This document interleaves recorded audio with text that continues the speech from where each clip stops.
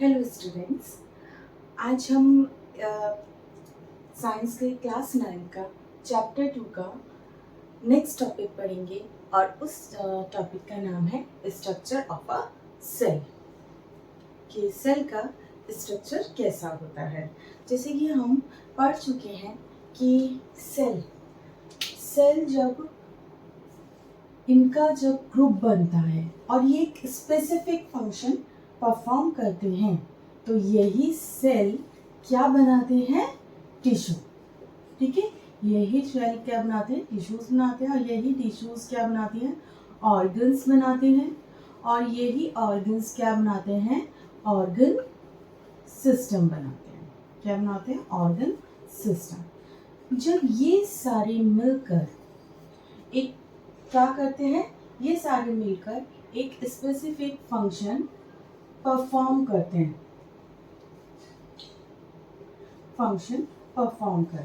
ठीक है, एक स्पेसिफिक फंक्शन परफॉर्म करते हैं। अब ये फंक्शन एक यूनिट की तरह, ठीक है, ये जो सब मिलके एक यूनिट की तरह फंक्शन करें तो इसके लिए ज़रूरी है कि एक सेल, ठीक है, एक सेल दूसरे सेल से क्या करे? इंटरेक्ट करे। ठीक है, एक सेल दूसरे सेल से इंटरेक्ट करे और साथ ही साथ वो इंटरेक्ट करे अपने एनवायरनमेंट से।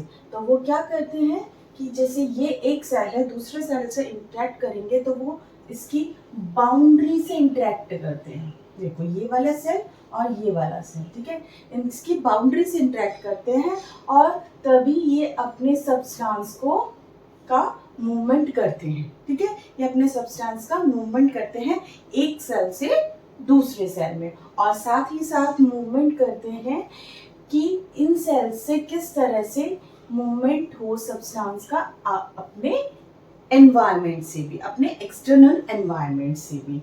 ठीक है, तो ये जो इंटरेक्शन है, ये जो मूवमेंट है, होना ज़रूरी है इन सब का एक यूनिट की तरह फंक्शन करने के लिए।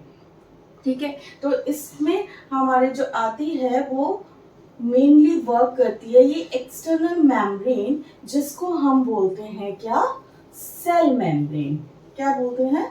Cell membrane. अब हम पढ़ेंगे सेल मेम्ब्रेन के बारे में कि आखिर ये सेल मेम्ब्रेन होती क्या है। तो ये सेल मेम्ब्रेन होती है एक थिन प्रोटेक्टिव लेयर होती है। एक थिन प्रोटेक्टिव लेयर होती है। प्रोटेक्टिव लेयर होती है।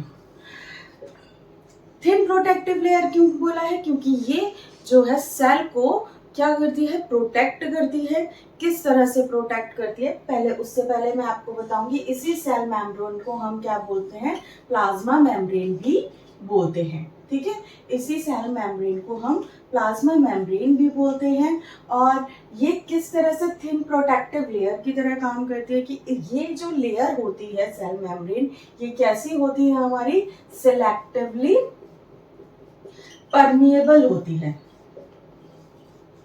ठीक है, सेलेक्टिवली परमिएबल होती है। सेलेक्टिवली परमिएबल का मतलब समझना कि क्या होता है। सेलेक्टिवली परमिएबल का मतलब होता है कि कुछ ही सब्सटेंस, ठीक है, कुछ ही सब्सटेंस, ये जो मेम्ब्रेन है,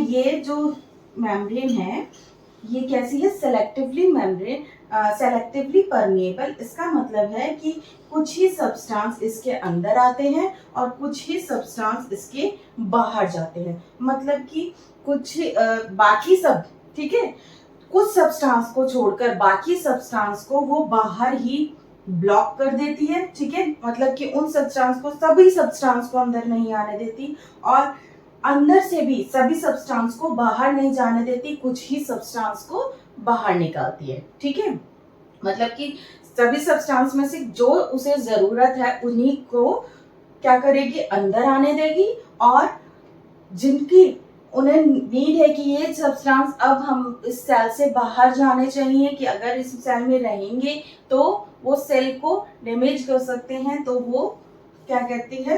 कुछ सब्सटेंस को बाहर निकलने देती है एक्सटर्नल एनवायरनमेंट में। इसीलिए इसको हम बोलते हैं सेलेक्टिवली परमिएबल, कि वो सेलेक्ट करती है कि किस सब्सटेंस को अंदर आना है और किस सब्सटेंस को बाहर निकलना है।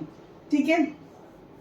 इसके बाद जैसे कि आप एक एग्जाम्पल ले लो कि हम पढ़ चुके हैं कि रेस्पिरेशन में जो लंग्स होते हैं उसमें जो एल्वोलाई होता है वो क्या करते हैं, जब हम सांस को अंदर लेते हैं तो ऑक्सीजन अंदर जाता है और उसी एल्वोलाई से कार्बन डाइऑक्साइड बाहर निकलता है। ठीक है, एल्वोलाई में क्या होता है कि ऑक्सीजन अंदर जा रहा है और उसी एल्वोलाई से कार्बन डाइऑक्साइड बाहर निकल रहा है। तो हमारे एल्वोलाई जिन भी सेल से बन रहा है, ठीक है, हमारा एल्वोलाई जिन भी सेल से बन रहा है वो सेल किस तरह से कुछ ही, ठीक है, किस तरह से ऑक्सीजन को अंदर ले रहे हैं और किस तरह से कार्बन डाइऑक्साइड को बाहर निकाल रहे हैं। तो यहाँ पे हमारा एक क्वेश्चन आता है कि ये किस तरह से होता है। तो इसके लिए हम पढ़ेंगे एक्टिविटी 2.2 जो कि मैं आपको नेक्स्ट वीडियो में बताऊंगी। तब तक के लिए आप मेरे चैनल को